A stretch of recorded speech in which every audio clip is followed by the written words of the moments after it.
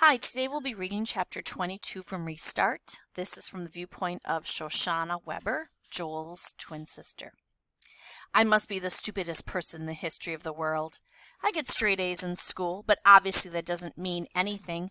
All it proves is that I know how to study for a geography test. As a jug of character, I'm an F minus. I let that jerk, that alpha rat, dupe me into believing he was different, that he was a nice guy. Well, a leopard never changes his spots, and that goes double for a scheming lowlife like Chase Ambrose. Falling off a roof, having amnesia, big deal. It doesn't mean you're not a rotten person today just because you can't remember being one yesterday. I can't even face my poor brother. So she must be flashing back to what happened in the band room. And not just because his eye looks like it sustained a direct hit from a cannonball. It's all my fault. I'm the one who told my parents that the coast was clear and it was safe for Joel to come home. And I ended up bringing him back into the same line of fire that almost broke his spirit last year. I could kick myself, except for the fact that my toes are pointing in the wrong direction. I can't get anything right. It isn't just that Chase has gone back to his bullying ways. It's that first he convinced everybody he was a new person. And we went for it, hook, line, and sinker. Not just me, but the video club, the teachers, Dr. Fitzwallace, the whole school.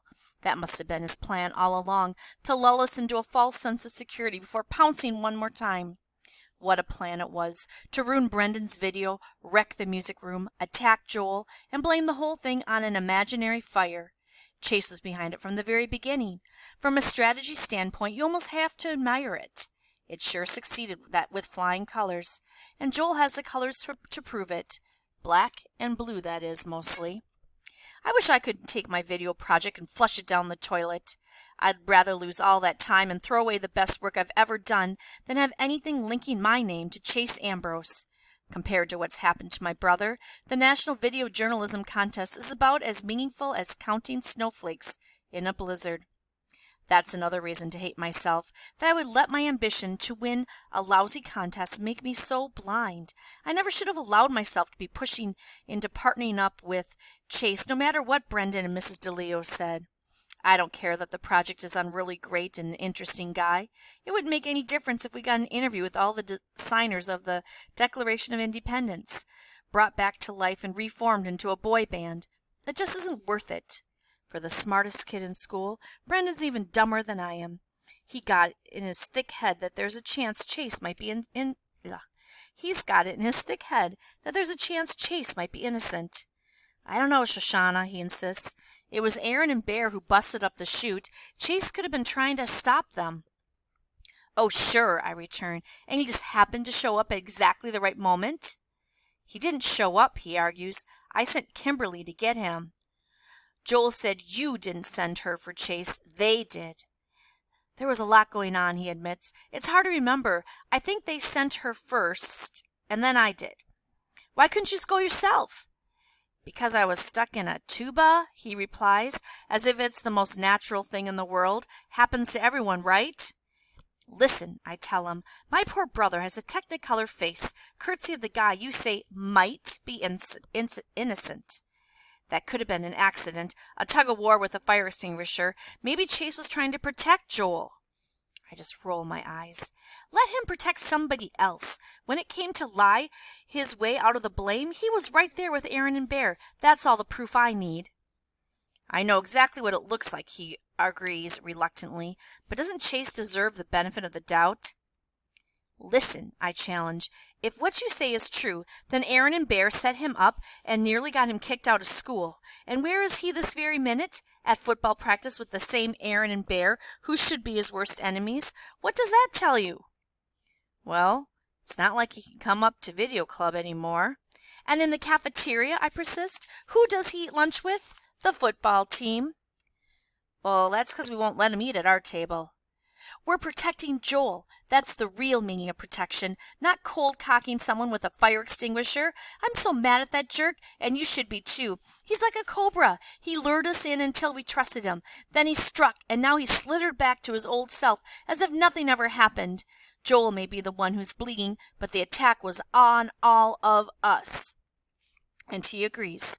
Brendan knows I'm right. However much he wants to convince himself that Chase is innocent, the whole club knows that we're better off without a guy like that. So how come his name keeps popping up again and again at our meetings? Hey, that camera looks a little shaky. You got to keep it smooth like Chase.